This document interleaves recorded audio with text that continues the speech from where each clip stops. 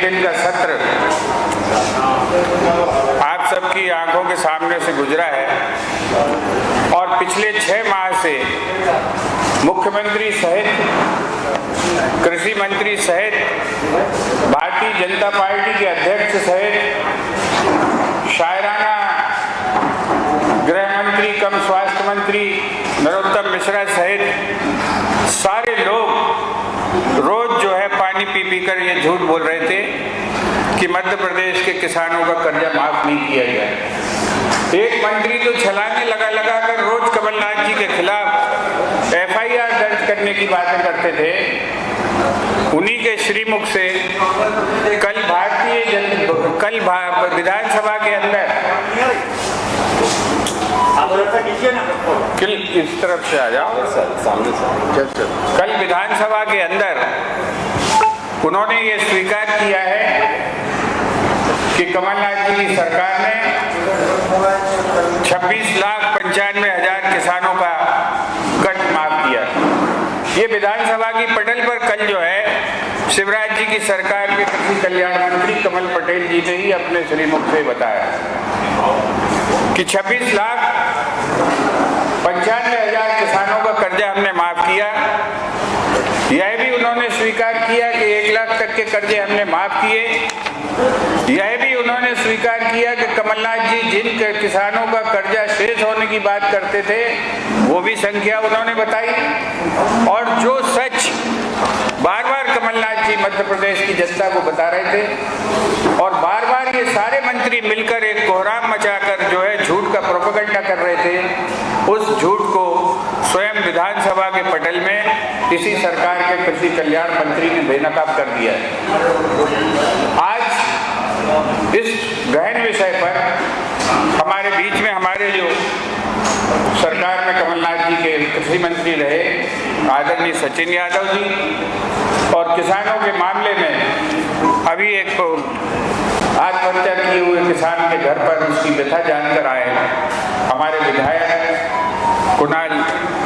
चौधरी जी आपसे रूबरू होंगे और इस विषय पर आपको जो है विस्तृत जानकारी देंगे। सचिन यादव। नमस्कार साथियों, आपका इस प्रेस कॉन्फ्रेंस में बहुत बहुत स्वागत है। आदरणीय साथियों, पिछले 15 महीनों से आप लोग सब लोग देख रहे हैं, सुन रहे हैं किस प्रकार से भारतीय जनता पार्टी के नुमाइंदे, उनके नेता जो एक ऐतिहासिक कदम, एक ऐतिहासिक शुरुआत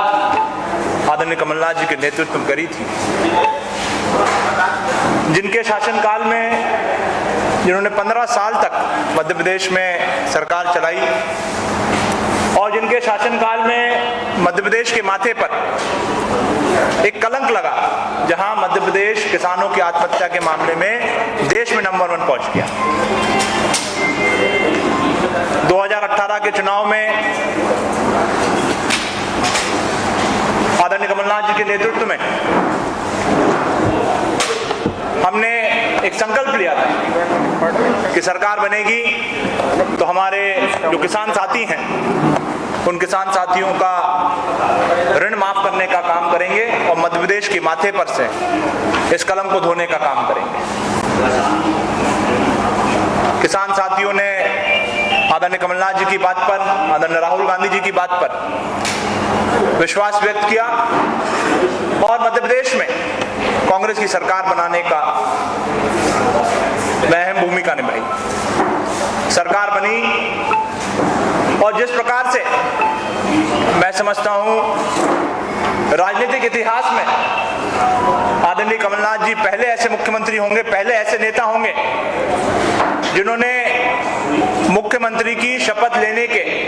मात्र 1.5 घंटे के अंदर अपने दफ्तर में पहुंच करके किसानों की को किए उस वचन को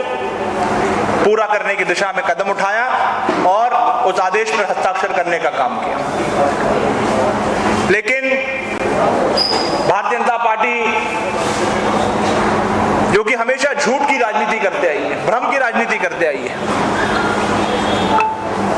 उनकी प्राथमिकता में ना पहले कभी किसान था, ना आज है, ना ही कभी भविष्य में होने वाला है। वो हमारे किसान साथियों को, हमारे अन्नदाताओं को सिर्फ एक वोट बैंक के रूप में देखते हैं। और जब उन्हें लगा कि आदरणीय कमलनाथ जी ने, कांग्रेस की सरकार ने जो कहा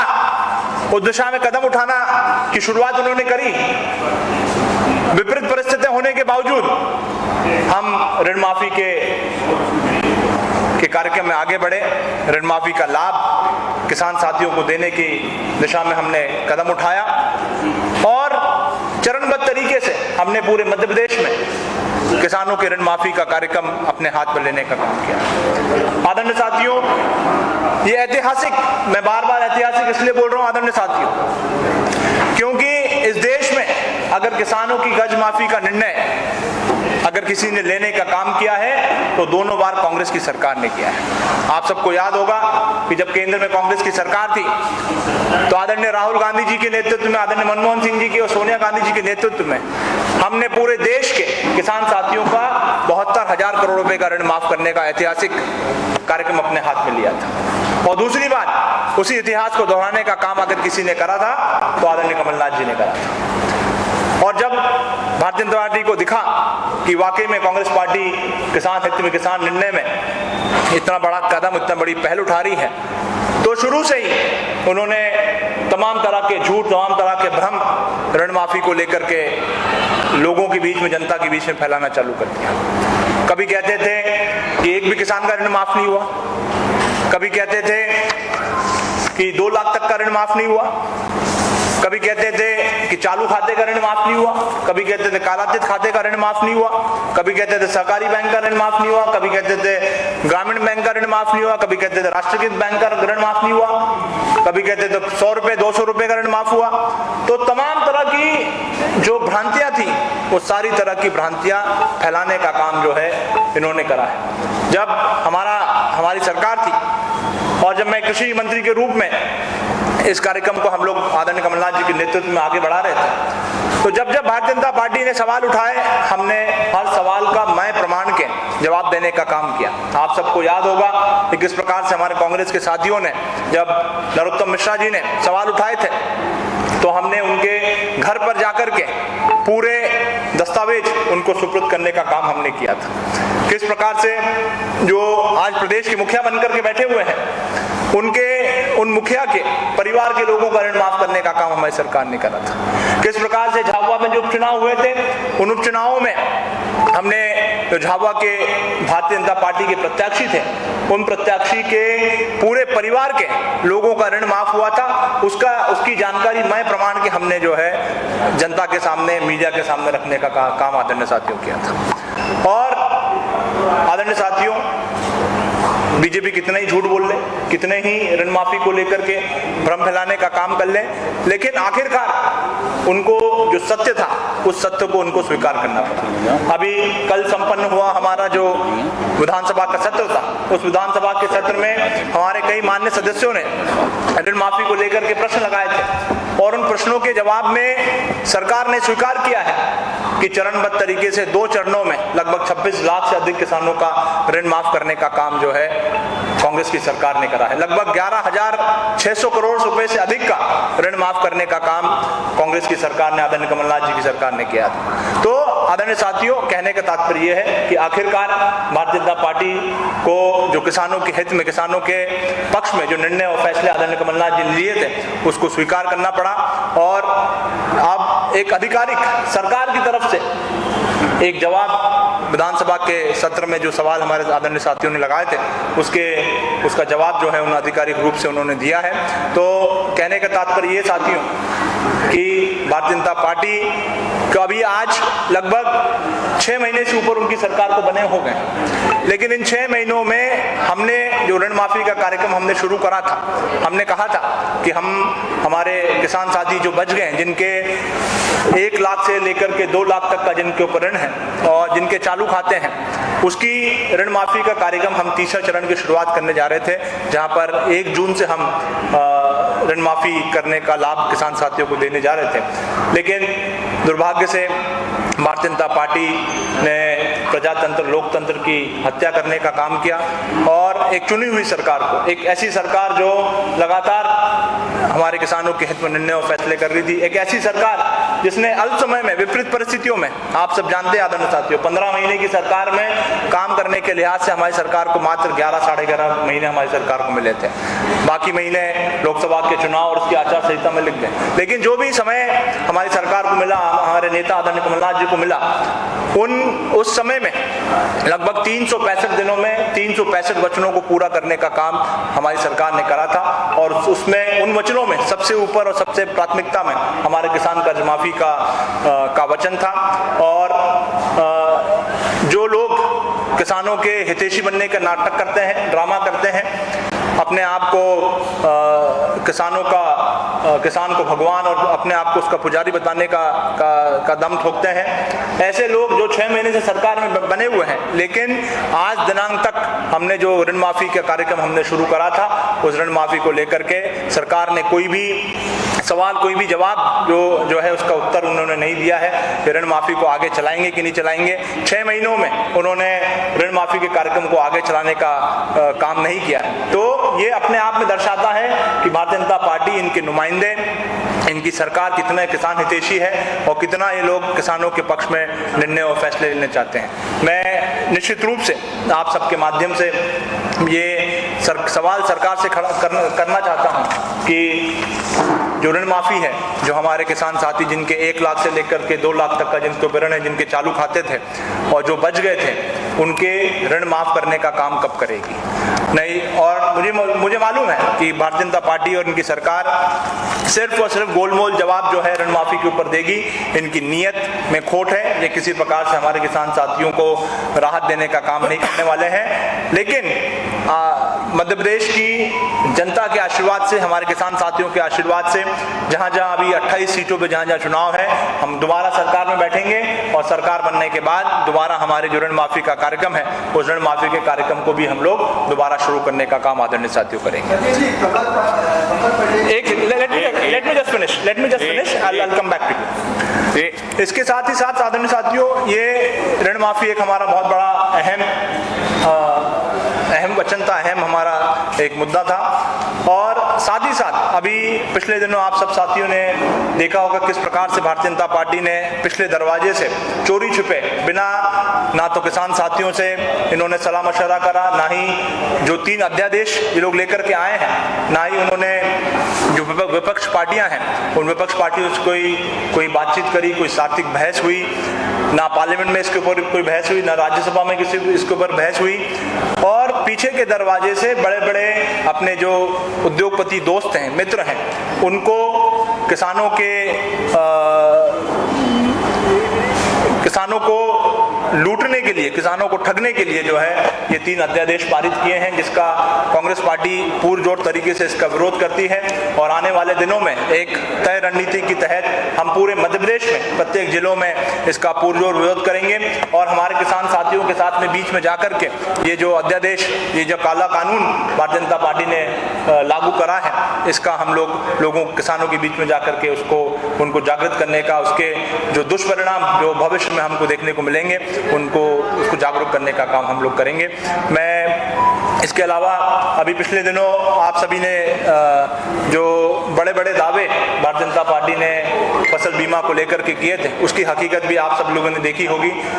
किस प्रकार से 2 से 4 रुपए, 8 रुपए, 10 रुपए इस तरह का मजाक जो है हमारे किसान साथियों के साथ में किया। जो हमारा किसान पहले ही कोरोना की मार झेल रहा था, अति वर्षा की वो मार झेल रहा है, तमाम तरह की बीमारियां जो है उसके फसलों में उसको लग रही है, लेकिन राहत के नाम पर सरकार ने अभी तक कोई भी मदद हमारे किसान साथियों को नहीं पहुंचाई है। अभी तक सिर्फ सर्वे कराने के बड़े बड़े बयान आ रहे हैं, लेकिन राहत राशि के रूप में, मुआवजे के रूप में सरकार ने आज दिनांक तक जो है हमारे किसान साथियों को किसी प्रकार का मुआवजा देने का काम जो है नहीं किया है। मैं हमारे विधायक साथी आदरणीय कुणाल चौधरी से भी निवेदन करूंगा कि वो भी आपको संबोधित करें। कल हमारे आदरणीय अरुण यादव जी, आदरणीय जीतू पटवारी जी, कुणाल भाई कल हरदा में हमारे किसान साथी जिसने आत्महत्या कर ली थी उससे मिलने गए थे, उसके बारे में जो है आदरणीय कुणाल भाई आपसे चर्चा करेंगे। धन्यवाद। सभी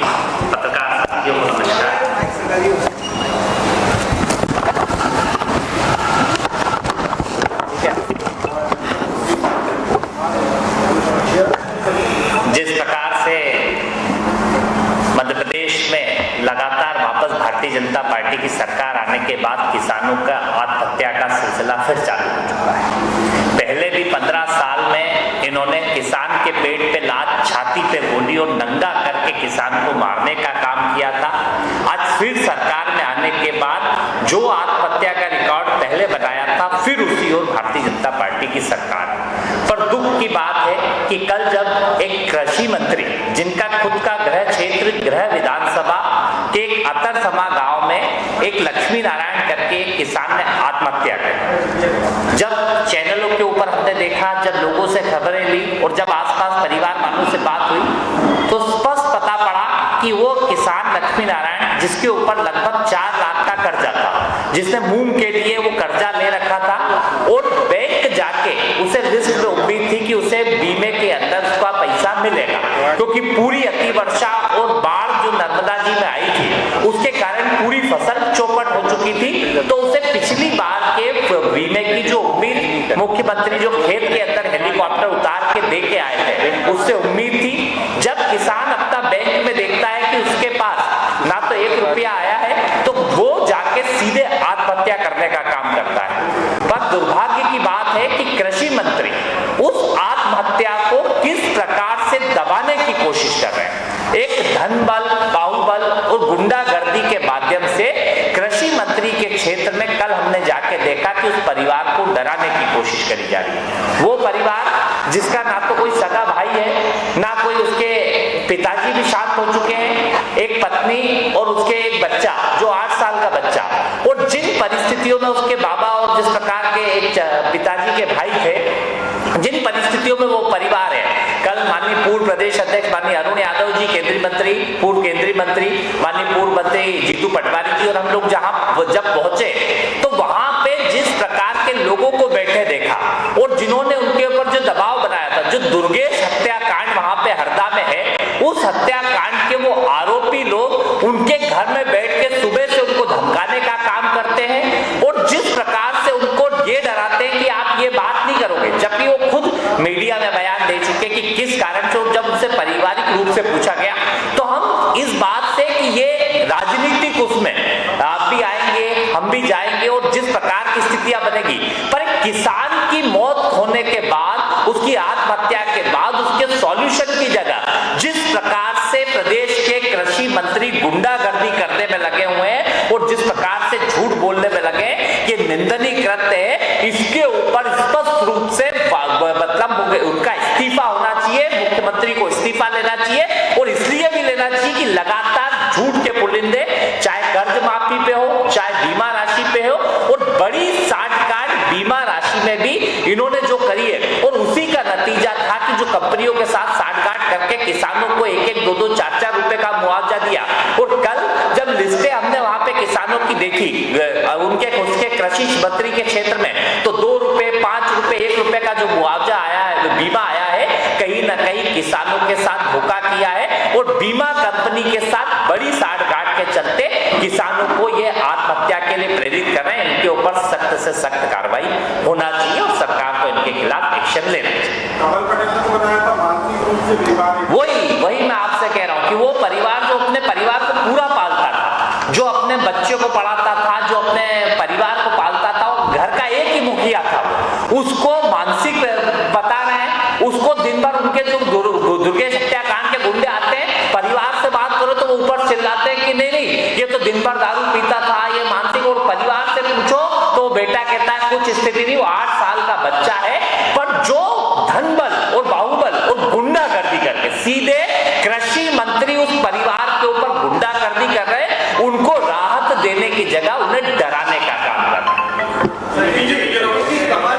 बिल्कुल स्पष्ट है, भगाया नहीं, वहां तो सब कोई 4 लोग थे और ऊपर नीचे बात कर रहे थे, बाकी कोई भगाया नहीं। वो तो हम सब बैठे, उनके परिवार से बात करिए, उनके निकले तो पीछे कुछ ना कुछ अपने आप को यूं चिल्लाने लगे, बाकी कुछ भी नहीं था। पर वो लोग जो बात कर रहे थे उस किसान को युवा मोर्चा के लोग थे और दुर्गेश हत्याकांड के आरोपी थे, उनको हत्या के आरोपी लोगों को उस परिवार को डराने के लिए उन्होंने बिठाया। सचिन जी, कल कमल पटेल की प्रेस कॉन्फ्रेंस कृषि मंत्री ने और उन्होंने साफ कह दिया कि हम कर्ज माफ नहीं करेंगे, क्योंकि कर्ज माफी की घोषणा और अगर करना है तो सोनिया गांधी करें और ऊपर से कोई और आ जाए वो करे, लेकिन हम नहीं करेंगे।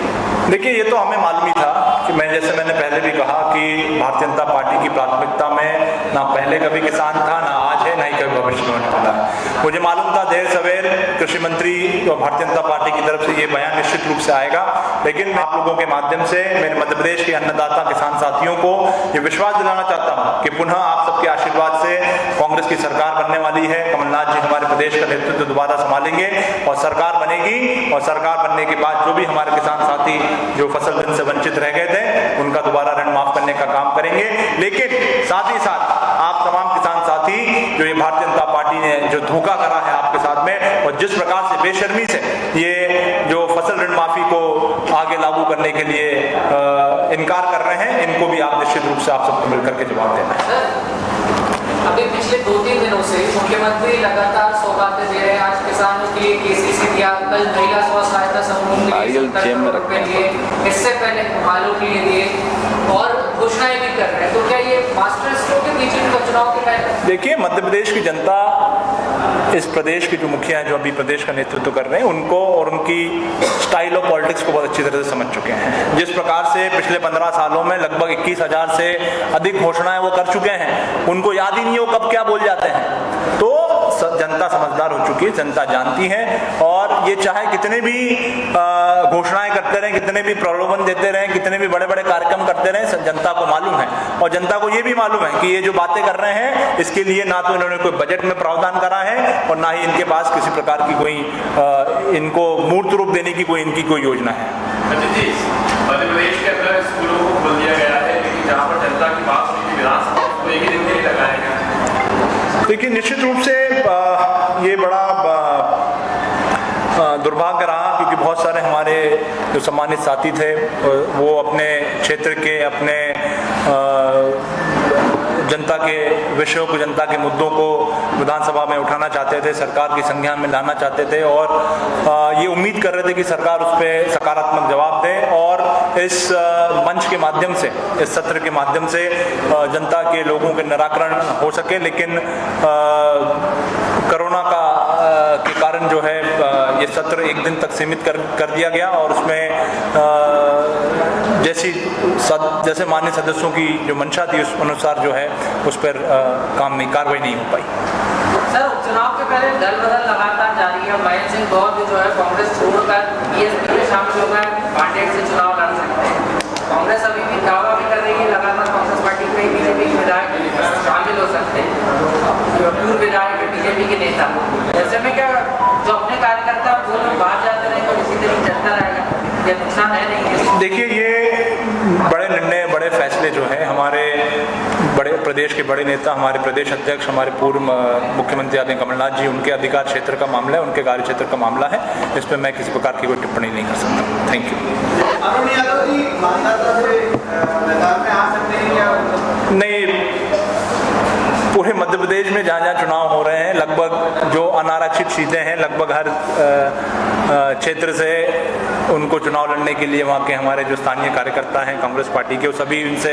चुनाव लड़ने के लिए कह रहे हैं, लेकिन उनका कहीं से भी चुनाव लड़ने का कोई उद्देश्य नहीं है। और वो तो आदरणीय कमलनाथ जी के नेतृत्व में और कांग्रेस पार्टी के नेतृत्व में कांग्रेस को मजबूत कराने में और कांग्रेस की सरकार बनाने में अपना समय, अपना काम, अपना योगदान देंगे।